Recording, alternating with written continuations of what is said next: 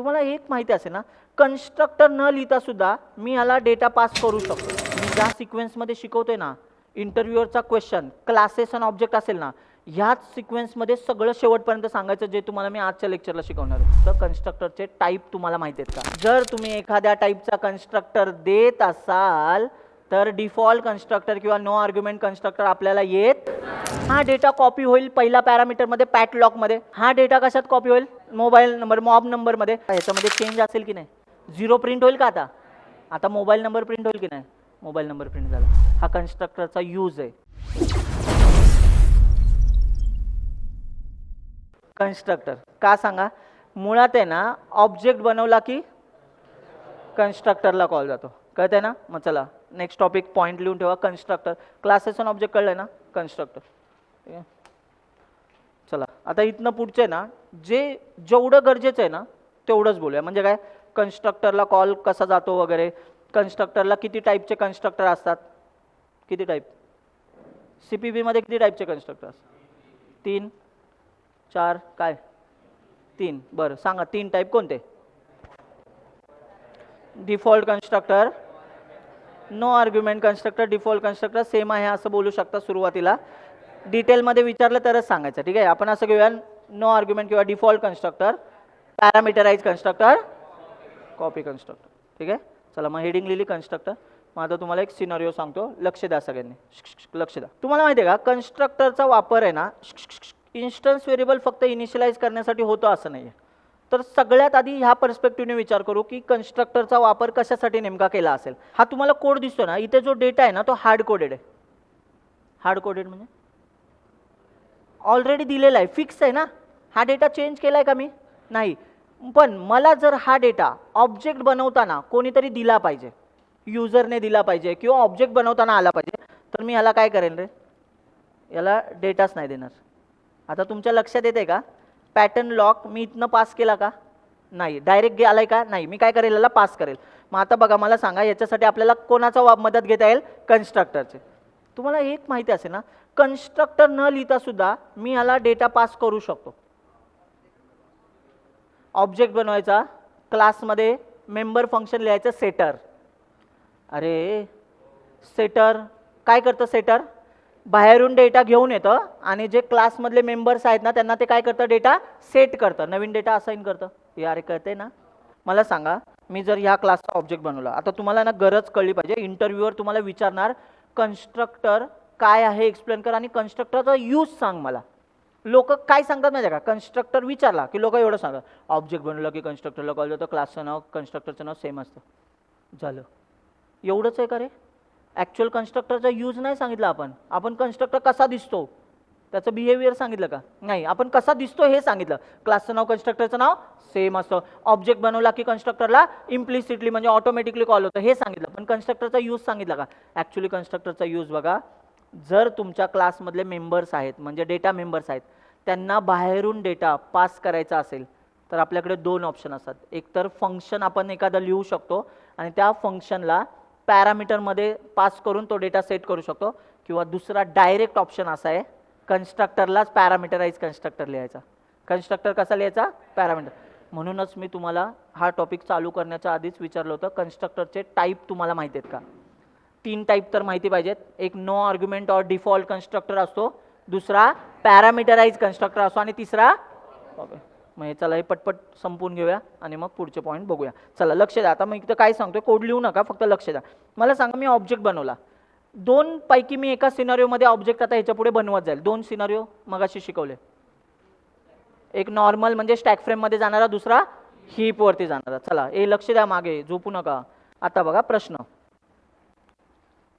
obj1 dot मी इन्फोला call करू शकतो की नाही? अरे बोला रे, पटपट बोला. मी इन्फोला कॉल करू शकतो का? हो की नाही? हां. पण तुम्ही नोटीस केला इन्फोच्या आतमध्ये मोबाईल नंबर प्रिंट केलाय. तर हा पॅटर्न लॉक मी प्रिंट नाही केला, पण मोबाईल नंबरकडे बघा, ह्याच्या पुढे डेटा आहे का? मग जेव्हा डेटा नसतो तेव्हा डिफॉल्ट डेटा घेतला जातो. गार्बेज व्हॅल्यू येऊ शकते किंवा 0 येऊ शकतं. पण गार्बेज व्हॅल्यू येऊ शकते आपण असं का बोलतोय? 0 बोलू शकत होतो. गार्बेज व्हॅल्यू का बोलतोय?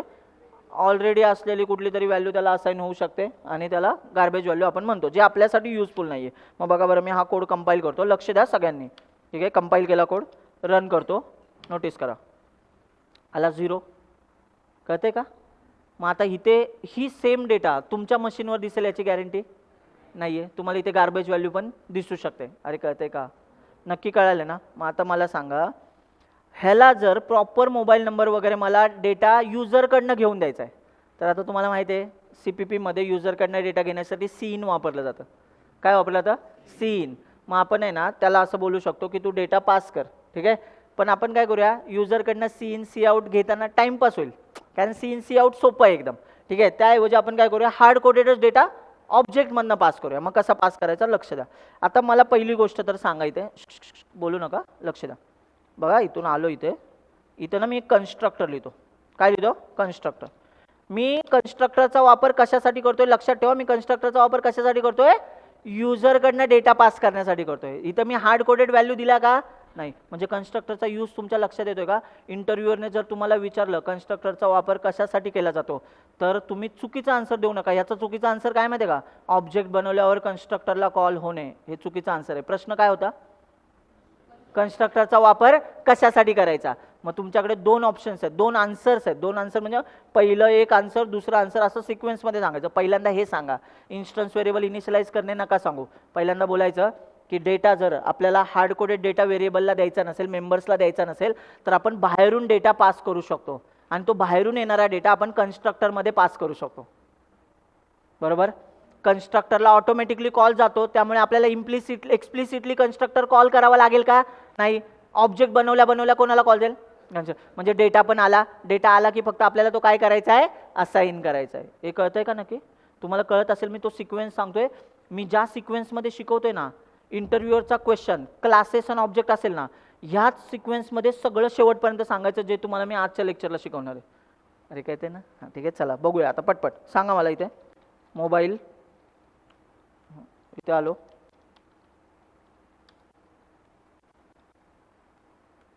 कळतंय ना?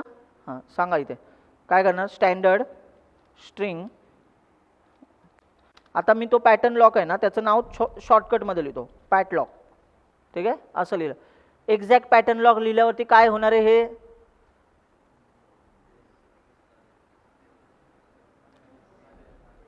एक्झॅक्ट पॅटर्न लॉक लिहिलं तरी चालेल, पण दिसचा वापर करावा लागेल. अरे आठवा रे, दिस त्यासाठी चालणार आहे. लोकल व्हेरिएबल आणि मेंबर्सची जर नावं सेम असतील, तर मेंबर्सला डिफरन्शिएट करण्यासाठी कोणाचा वापर केला जातो? दिसचा. आठवते ना? आणि दिस हा आपल्या कन्स्ट्रक्टरमध्ये हिडन पॅरामीटर म्हणून येतो. म्हणूनच टॉपिकचं नाव असतं हिडन दिस रेफरन्स किंवा हिडन दिस पॉइंटर. आठवते ना नक्की? हां ठीक आहे, चला मग सांगा. इथे मी इथे ना वेगळं नाव दिलं आहे, आणि दुसरं एक घेऊन येतो मोबाईल नंबर. मोबाईल नंबरला आपण घेऊया इथे लॉंग मोबाईल नंबर, वरती मोबाईल लिहिलं, इथं मॉब नंबर लिहूया. ठीक आहे, चला आता मला सांगा आलेला डेटा. आता मी इथे लिहून प्रिंट करतो, स्टँडर्ड सी आउट.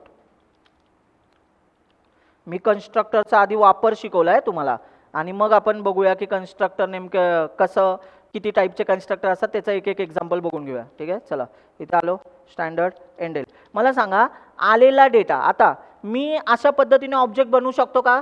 नाही. अरे असा ऑब्जेक्ट चालेल का आता? अरे चालेल का? चालेल का? एरर येईल ना. तो अशा पद्धतीने ऑब्जेक्ट बनवला ना, तर तो नो आर्ग्युमेंट कन्स्ट्रक्टर किंवा डिफॉल्ट कन्स्ट्रक्टर शोधेल. पण आपण एक वाक्य शिकलोय, जर तुम्ही एखाद्या टाईपचा कन्स्ट्रक्टर देत असाल, तर डिफॉल्ट कन्स्ट्रक्टर किंवा नो आर्ग्युमेंट कन्स्ट्रक्टर आपल्याला येत, कॉपी कन्स्ट्रक्टर येतो. अरे कॉपी कन्स्ट्रक्टर माहिती आहे ना, लिहा न लिहा येतोच ना तो. पण डिफॉल्टच्या बाबतीत एक सिनारिओ आहे, काय माहिती आहे का? जर तुम्ही असा कन्स्ट्रक्टर लिहिला तर डिफॉल्ट कन्स्ट्रक्टर येणार का? नाही. पण तुम्ही जर हा कन्स्ट्रक्टर पण नसता लिहिला ना, तर डिफॉल्ट कन्स्ट्रक्टर आला असता. ठीक आहे, चला एक एक्झाम्पल सेट सांगतो पटपट. चला मला सांगा आता या कोडला एरर आहे का? अरे ऑब्जेक्ट बनेल, ऑब्जेक्ट बनला, कन्स्ट्रक्टरला कॉल जातो. कन्स्ट्रक्टर कुठे इथे आहे का? नाहीये. पण नाही दिसत असला तरी इथे एक डिफॉल्ट कन्स्ट्रक्टर आहे, जो कोणी ऍड केलाय?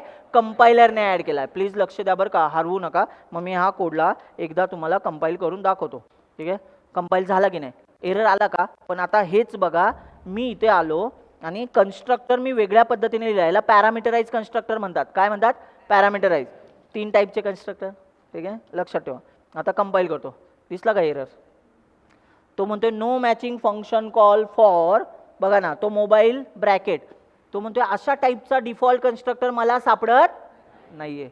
मग आता एक काम करूया, आधी मी हा टॉपिक पॉइंट आहे ना, कन्स्ट्रक्टरचा यूज काय, पहिला यूज असा असतो, जे आपले मेंबर्स आहेत ना, डेटा मेंबर, त्यांना बाहेरून डेटा आपण असाइन करू शकतो, सेंड करू शकतो, पाठवू शकतो, यासाठी आपण कन्स्ट्रक्टरचा वापर करू शकतो. लक्षात आला का पहिला पॉईंट?